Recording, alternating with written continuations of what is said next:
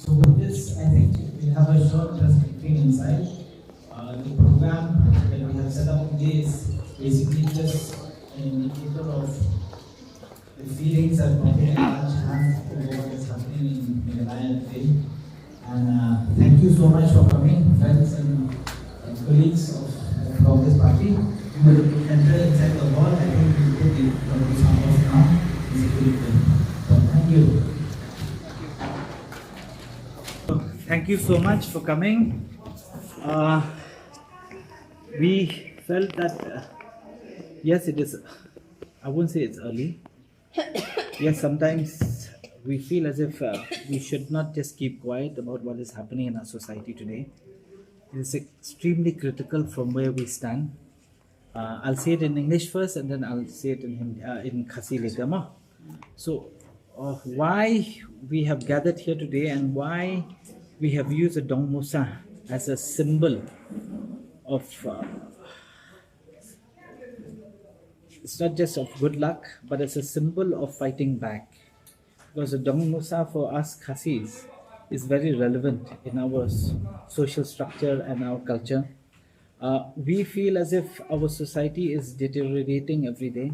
We feel as if our family system is in shambles. Why I say this? Because for me, it's firmly on the government's hand. We have departments like health and family welfare. When you look at the name of the department itself, it talks about family welfare. But where are the policies for family welfare? It's very critical for us to understand that every government should have policy matters which are long-term in nature. It should be long-drawn. It cannot be knee-jerk in its activities. And the welfare programs in terms of how to improve the social structure, how to improve the family structure as such is lacking. And I believe this is lacking, has been lacking for a long time. And we've not really think or looked out of the box. So many assemblies we've had, many cabinet meetings we've had for the governments and various governments for that matter. But I believe that it has come a time whereby I think we have to be a little vocal. I think many more people has to come out and talk a little bit more sense, because when you name a department, health and family welfare, please ensure that the family welfare is also well taken care of. Why I'm saying this? Because I have this, and believe me, it's not just me alone. Many people have had these discussions, and we have come to an understanding that every time, from a government's perspective, we don't have a long-term drawn kind of a game plan. We don't have anything which shows that the family system is becoming more robust. We don't have policies that helps families to come closer together, that helps families to raise children who are not just clever, who are not just educated, but who also has this sense of belonging, this sense of understanding what culture is all about, this sense of respecting each other. And if you do not have that, then we don't treat humans like humans anymore. We start looking at other people as if they are something that is commoditized in nature. We start looking at people without any what we call as empathy. There's no sympathy, there's no empathy, what in English we would call that. So what happens is that then the kids and people who grow up, they grow up not having some sort of an understanding of the social structure that they belong to, not understanding that we have to live together. And these are the kind of things that probably is rearing their very ugly face in today's world and that we live in. And I believe that it is extremely critical for us to understand. And it's very disheartening to see that our Home Minister does not have that sensitivity even in him to understand that, while a lot of people who have come up from a social structure which is quite high, where they can afford everything to ensure the security for their children, but not everybody can have that. At the end of the day, the people who are living every day and finding difficulty in terms of economic sustenance for their own family, it's going to be extremely difficult for them to have some caretaker to take care of their children 24/7. It is not easy. So those children, obviously they have the right to live, They have the right to roam around in their locality. They have the right to play with other children in their locality. This is a fundamental right and a human right that everybody has, and nobody can stop that. And to blame it and to tell the families that you have to take care of your own children is something which I believe is a failure on the part of the government. It's a failure on the part of a society as such, not just the families. Everybody are involved in this, and we have to start looking at it very differently. We have to start looking at it from a perspective where everybody has to come together, be it the government departments, be it the various localities, be it the families themselves, be it schools, be it the church, be it anything. It has to change. It has to change. And this has to be driven through a policy matter. And a policy has to come out. And people have to sit together. We can't afford to live in a society like this anymore. This is Meghalaya at the end of the day. This is Shillong at the end of the day. And we take pride in the fact that we always used to be a society which took care of everyone. But where are we losing it now? Our society is losing from every angle, be it economics, and especially in today's world where I believe that even culturally also we're losing out in a very large extent. And I think it is extremely important that we condemn what the Home Minister has said, and we also urge the Home Minister to at least relook at his statement and have a little bit of sensitivity and have your meetings and try to understand the root cause of these problems. And I think the root cause is the main issue that probably has to be taken care of. And for that matter, different departments, whether it's a home department, whether it's a health and welfare department, whether even if it's other organizations like child welfare and child security and so on and so forth, these should all come together and not work in isolation. It's not that we just want statements from all of them, but we'd like to see some constructive, hardcore work, and you stitch them, all these departments together, and come up with a holistic kind of a policy which will change the way we look at life, which will change the way society functions. And it is extremely critical, and believe it or not, it is high time, because we can't afford to lose children like how we've lost.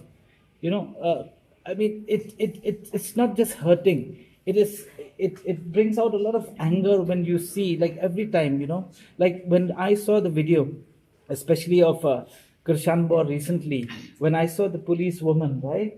She cried. Just imagine any human, any being who probably is a parent, anybody who would have seen that would not be able to tolerate it, yeah. And the frustration amongst the public at large is becoming worse and worse. And don't wait for it to boil. Because if it starts boiling and one day the pressure cooker will cook itself, and believe it or not, it's going to be difficult for society to function as such going forward from there. So that is one statement which I personally would like to make.